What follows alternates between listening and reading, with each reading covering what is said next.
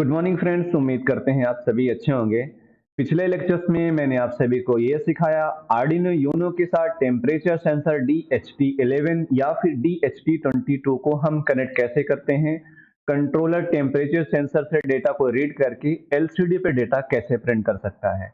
ठीक है, पिछले लेक्चर्स में ये सारी चीजें हमने सीखा हुआ है। आज के लेक्चर्स में हम इसके एक सिंपल से एप्लीकेशन को देखने वाले हैं। वो है कूलिंग सिस्टम कैसे हम बना सकते हैं टेम्परेचर सेंसर का यूज करके आर्डिनो यूनो के साथ। ठीक है, तो देखिए, कूलिंग सिस्टम बनाने के लिए हमें आर्डिनो बोर्ड चाहिए, टेम्परेचर सेंसर या DHT11 हो या फिर DHT22 होना चाहिए। उसके बाद यहां से मैंने एक रिले मॉड्यूल ले लिया है ताकि हम 5 वोल्ट के फैन को कंट्रोल कर सकें। तो ये सारी चीजें हम ऑनलाइन सिमुलेटर पे करने वाले हैं। ठीक है, तो स्टार्ट करते हैं ऑनलाइन सिमुलेटर। यहाँ से देखिए, वोकवी ऑनलाइन सिमुलेटर मैंने सेलेक्ट कर लिया हुआ है। यहाँ से मैं आर्डिनो बोर्ड को सिलेक्ट कर लेता हूँ। सेलेक्ट करने के बाद नीचे स्क्रॉल करेंगे, उसके बाद यहाँ पे बोलेगा स्टार्ट फ्रॉम स्क्रैच। तो आर्डिनो बोर्ड की किस बोर्ड पे प्रोग्रामिंग करना चाहते हो, यहाँ पे ऑप्शन मिलता है। तो हम यूज करने वाले हैं आर्डिनो यूनो का, तो यहाँ से मैं आर्डिनो यूनो को ले लेता हूँ। ठीक है, तो सबसे पहले हम DHT22 सेंसर को कनेक्ट कर लेते हैं। देखिए, ऑनलाइन सिमुलेटर पे प्रोवाइड किया गया DHT22, आपके पास हार्डवेयर 11 हो तो 11 भी यूज कर सकते हो, सेम वर्किंग है दोनों की। ठीक है, यहाँ से DHT22। ठीक है, ये रहा हमारा टेम्परेचर सेंसर। अब हमें कूलिंग सिस्टम बनाना है। कूलिंग सिस्टम बनाने के लिए पहले हमें क्या करना है, टेम्परेचर की वैल्यू रीड करनी है। बेसिक पे चलते हैं, तो हम पहले कनेक्शन कर लेते हैं GND को GND के साथ। VCC को हम 5 वोल्टेज प्रोवाइड कर देते हैं, यहाँ से VCC को 5 वोल्टेज, और इसका डेटा पिन है सीरियल डेटा पिन, इसको मैंने कनेक्ट कर लिया पिन नंबर 3 से। पहले कंट्रोलर से टेम्परेचर की वैल्यू रीड कर लेते हैं, उसके बाद हम दूसरे डिवाइसों को कंट्रोल कैसे करते हैं, ये सारी चीजें बिल्कुल देखने वाले हैं। ठीक है, पिछले लेक्चर्स के अकॉर्डिंग बेसिक से चलेंगे इसमें। तो देखिए, जब भी टेम्परेचर सेंसर को आप कनेक्ट करते हो, टेम्परेचर सेंसर 11 हो या फिर 22 हो, तो हमें इसके लिए लाइब्रेरी अटैच कर लेनी होती है। हैज इंक्लूड, यहाँ पे लाइब्रेरी अटैच कर लेते हैं, और जो यहाँ पे लाइब्रेरी होगी DHT.h। ठीक है, तो यहाँ यूज करना है DHT.h नाम की लाइब्रेरी अटैच करने के बाद अब हम इसके लिए ऑब्जेक्ट बनाना है। ठीक है, तो हम ये हमारा सेंसर है, इस सेंसर को हम एक ऑब्जेक्ट की तरह ट्रीट करेंगे, तब जाके कंट्रोलर डिफरेंट टाइप के फंक्शन जो भी प्रोवाइड किया जाएगा, कंट्रोलर उस फंक्शन को यूज कर सकता है डेटा को रीड करने के लिए। ठीक है, तो देखिए, पिन नंबर 3 इसके डेटा पिन से कनेक्टेड है। ऐसा करता हूँ, इस पिन को डिफाइन कर लेता हूँ। यहाँ पे इस पिन को डिफाइन कर लिया मैंने माइक्रो का यूज करके, इसका नाम रख दिया मैंने DHT22। ठीक है, यहाँ से देखिए, यहाँ पे इसका लिख दिया पिन। तो इसमें वैल्यू क्या असाइन करना है, किस पिन से कनेक्टेड है, ये कनेक्टेड है, ये पिन नंबर 3। मतलब मैंने एक कांस्टेंट डिफाइन कर लिया और इसकी वैल्यू ले लिया 3, क्योंकि पिन नंबर 3 कनेक्टेड है डेटा पिन से। पिन नंबर 3 से टेम्परेचर की वैल्यू रीड करनी है। अब इसके बाद हमें इसका ऑब्जेक्ट बनाना है। ऑब्जेक्ट बनाने का तरीका, जिस टाइप की लाइब्रेरी हो यहाँ पे लिखते हैं DHT, उसके बाद इसका नेम दे दिया मैंने। नेम अपने अकॉर्डिंग कुछ भी रख सकते हो, बट हम सेंसर के अकॉर्डिंग नेम रखते हैं DHT22। अब इसके अंदर वैल्यू क्या लेंगे, किस पिन से कनेक्टेड है, कनेक्टेड है पिन नंबर 3 से। तो 3 को यूज करने के लिए हम डायरेक्ट इस कांस्टेंट को यूज कर लेते हैं DHT22, और यहाँ पे यूज करने वाले हैं पिन। ठीक है, तो इस कांस्टेंट को यूज करोगे तो क्या होगा, ये वैल्यू 3 यहाँ पे असाइन हो जाएगी जब भी प्रोग्राम चलेगा। उसके बाद यहाँ पे क्या यूज करने वाले हैं, और उसके बाद इसका टाइप। देखो, ये हमारा DHT22, अगर आपके पास 11 हो तो यहाँ पे 11 लिखना, मेरे पास है DHT22। ठीक है, कैपिटल में लिखेंगे DHT22, स्मॉल में नहीं लिखना है। ठीक है, उसके बाद ब्रैकेट को बंद कर देंगे, सेमीकोलन लगा देंगे। ये इसका ऑब्जेक्ट बन गया है। अब इस ऑब्जेक्ट को हम डिफरेंट टाइप के फंक्शन को यूज करके आराम से वर्क करा सकते हैं। तो इसको हम कर देते हैं पहले, यहाँ जो इस कमेंट से लिखा हुआ है, हमारे कमेंट होते हैं डबल स्लैश के साथ जो लिखे थे, ये कमेंट्स होते हैं, वर्क नहीं करते हैं, समझाने के लिए होता है।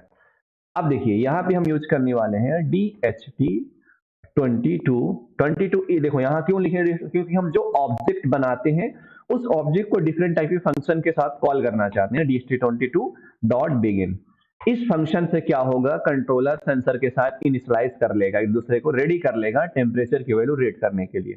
ठीक है, उसके बाद यहाँ पे लगा देंगे सेमीकोलन। ठीक है, उसके बाद क्या होगा, टेम्परेचर सेंसर इसके साथ इनिशियलाइजेशन कर लेगा, रेडी कर लेगा अपने आप को टेम्परेचर की वैल्यू प्रोवाइड करने के लिए। अब उसके बाद यहाँ क्या करना है, देखिए सिर्फ टेम्परेचर की वैल्यू के अकॉर्डिंग हमें कूलिंग सिस्टम बनाना, ह्यूमिडिटी और फ़ारेनहाइट की वैल्यू लेने की जरूरत ही नहीं है, ठीक है। तो पहले हम टेम्परेचर की वैल्यू रीड कर लेते हैं, तो हम जो नेम दिए हैं ऑब्जेक्ट का उसको यूज करते हैं। उसके बाद हम फंक्शन यूज करने वाले हैं रीड, और इसके बाद यहाँ पे टेम्परेचर, ठीक है, टेम्परेचर, ये हमारा टेम्परेचर। इस फंक्शन को कॉल करने से क्या होगा, ऑब्जेक्ट के साथ हम इस फंक्शन से कॉल करते हैं, टेम्परेचर की वैल्यू रीड हो जाएगी, ठीक है। तो टेम्परेचर की वैल्यू यहाँ से रीड हो जाएगी। अब ध्यान से देखिए, रीड होने के बाद क्या करना है, इसको स्टोर कर लेना टेम्परेचर की वैल्यू। टेम्परेचर की वैल्यू स्टोर करने के लिए असाइनमेंट ऑपरेटर में यूज कर लेंगे, उसके बाद इसकी वैल्यू स्टोर कर लेंगे इसके कंटेनर में, मेमोरी कंटेनर में। तो यहाँ पे डेटा टाइप ले लेते हैं फ्लोट, और इसका नेम डाल दिया मैंने, यहाँ पे रख दिया DHT, या सॉरी यहाँ पे टेम्परेचर वैल्यू लिख देते हैं TEM, टेम्परेचर इन C, ठीक है, सेल्सियस में होगी।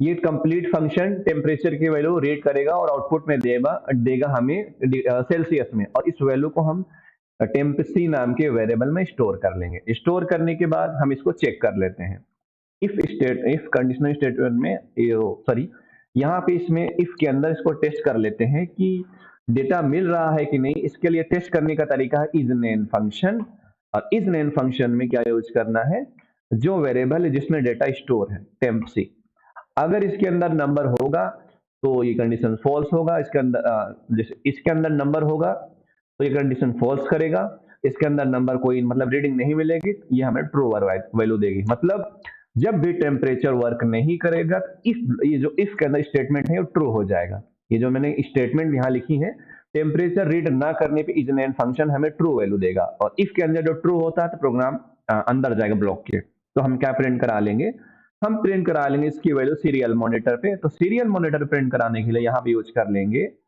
सीरियल डॉट बिगिन, ठीक है, और इसकी वैल्यू हमें लेनी है 9600।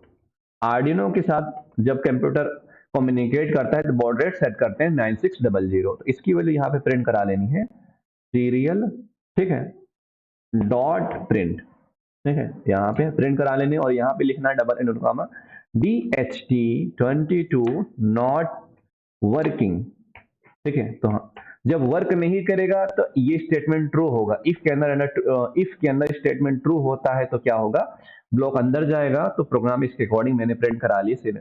अगर ये कंडीशन फॉल्स होता है इफ वाला, तो मतलब रीडिंग मिल रही है, जब रीडिंग मिलेगी तो हमें क्या करना है, अपने काम करने हैं, जो भी काम करना है, जैसे कि कूलिंग सिस्टम बनाना है, कूलिंग सिस्टम के लिए रिले को ऑन करना है। तो अब चलते हैं हम रिले को ऑन करने के लिए, यहाँ पे क्या ले लिए ध्यान से देखना, यहाँ पे मैंने ले लिया है, ध्यान से देखिए, रिले को ले लेता हूँ सबसे पहले, ठीक है, ये रही रिले, और यहाँ पे हम इस रिले को लगा दिए।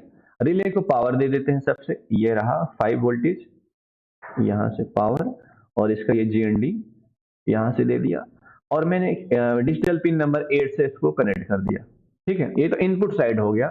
तो आउटपुट साइड में मैंने DC फैन लगाना है, जैसे कि आउटपुट साइड DC फैन लगाना, बट इसमें DC फैन नहीं है, तो नॉर्मली DC फैन की जगह मैंने DC लाइट ले लिया, जैसे कि यहाँ पे LED, तो इसके कलर को मैंने ले लिया ब्लू कलर, ठीक है। उसके बाद यहाँ से पावर सोर्स ले लेना है, ध्यान से देखिए, एक्सटर्नल पावर सोर्स, ये देखो 5 वोल्टेज का।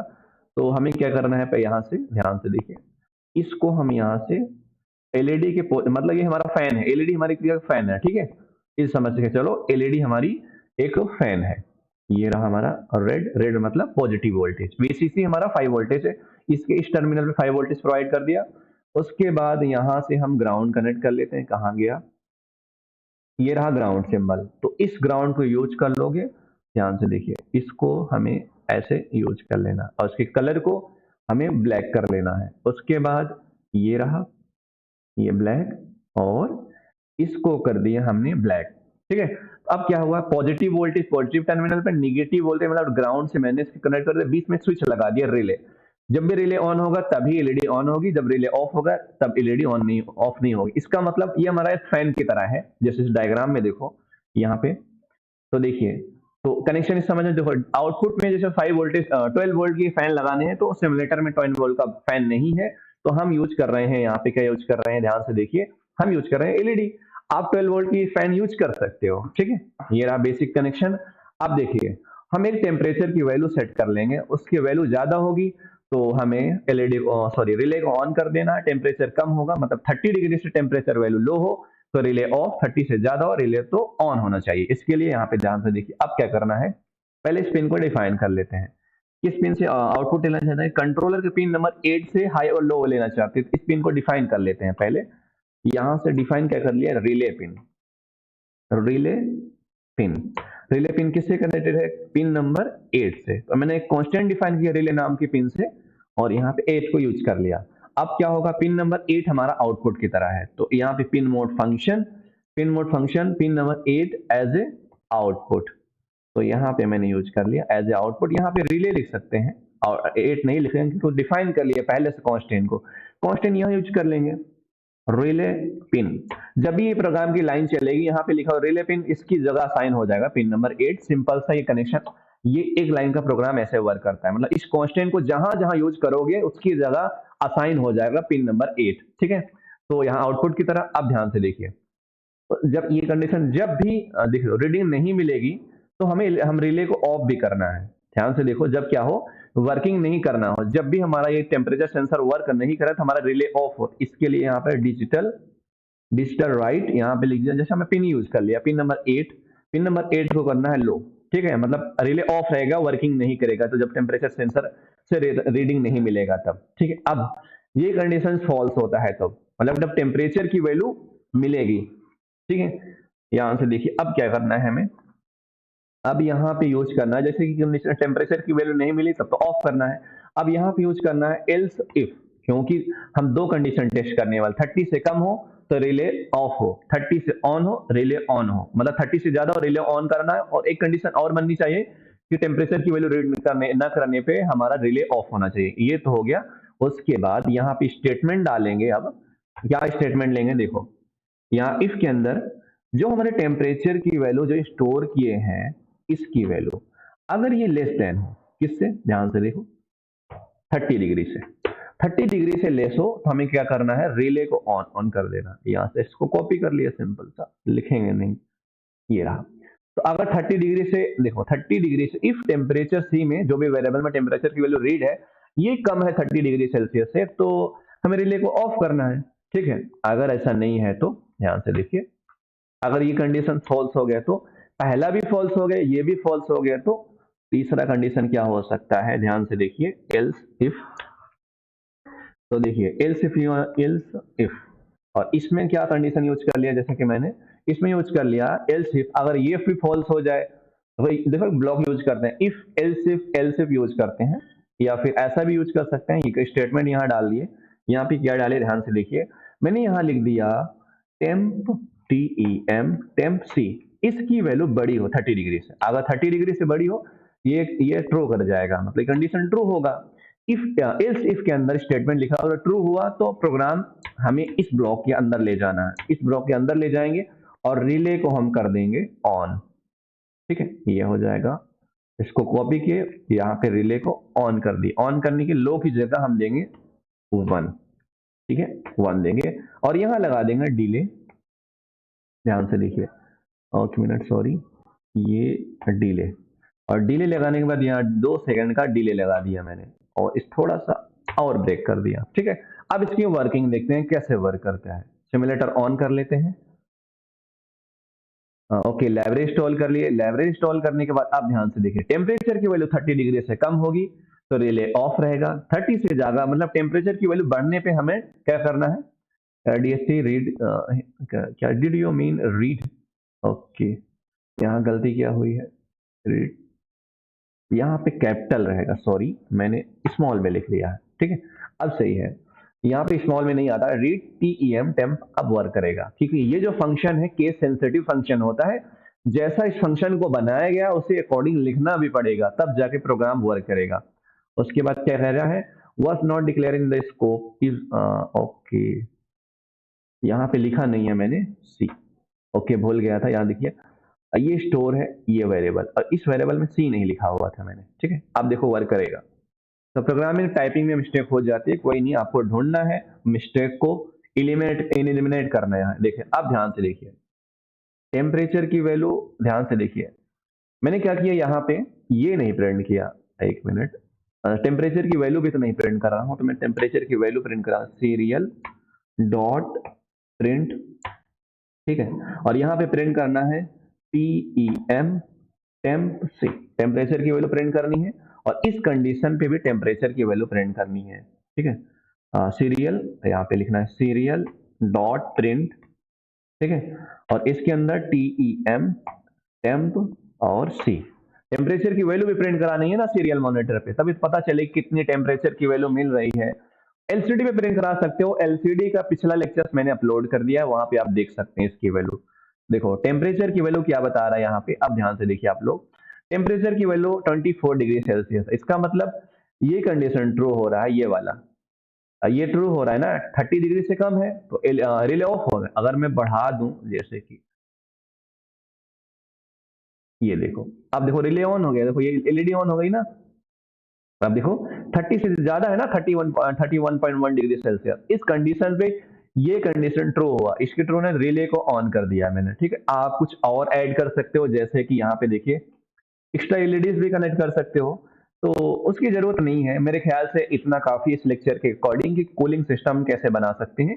या फिर देखिए 2 एलईडीज और कनेक्ट कर सकते हो, बजर कनेक्ट कर सकते हो, वो डिफरेंट टाइप के प्रोजेक्ट के लिए होते हैं। कूलिंग सिस्टम के लिए ऐसा है सिंपल सा, टेम्परेचर हमारी वैल्यूज कितनी होनी चाहिए, 30 से लो हो टेम्परेचर मेंटेनेंस है तो इसके अकॉर्डिंग रिले ऑफ है, 30 से ज्यादा हो तो हमारा रिले ऑन होना चाहिए। ये देखिए यहाँ पे देख सकते हैं फुल स्क्रीन पे, इसको सिमुलेटर ऑन कर दिया, यहाँ पे देखिए अब इसकी वैल्यूज यहाँ पे मैंने कम कर दिया। ह्यूमिडिटी पे कोई हमने वैल्यूज नहीं लिया हो, उसके अकॉर्डिंग हम यूज कर सकते हो नए कॉन्सेप्ट के अकॉर्डिंग। यहाँ पे देखो अब 1 डिग्री बता रहा है, यहाँ से मैं 30 डिग्री ले लिया, यहाँ पे देखो 30.70, मतलब 30 से वैल्यू ज्यादा है, मतलब 30 से मतलब कंडीशन ट्रू हो गया, रिले ऑन हो गया, अब रिले को ऑफ कर दो, यहाँ पे लो भाई माइनस पे आ गया, टेम्परेचर माइनस है, रिले ऑफ रहेगा, और टेम्परेचर की वैल्यू जैसे मैं बढ़ाया 31.5 डिग्री, रिले ऑन हो गया। तो ये रहा हमारा कूलिंग सिस्टम, जैसे जैसे गर्मी बढ़ेगी एक लिमिट टेम्परेचर के बाद टेम्परेचर बढ़ता है, उसके हमारे ये डीसी फैन ऑन हो सकता है, कोई एसी भी ऑन कर सकते हो। एसी का वर्क ऐसे करता है, कितने टेम्परेचर के बाद एसी को ऑन कर देना है, फैन को ऑन कर देना है। रिले से आप एसी डिवाइसों को भी कंट्रोल कर सकते हो सेम डीसी की तरह। तो उम्मीद करते हैं आपको ये लेक्चर समझ में आया होगा।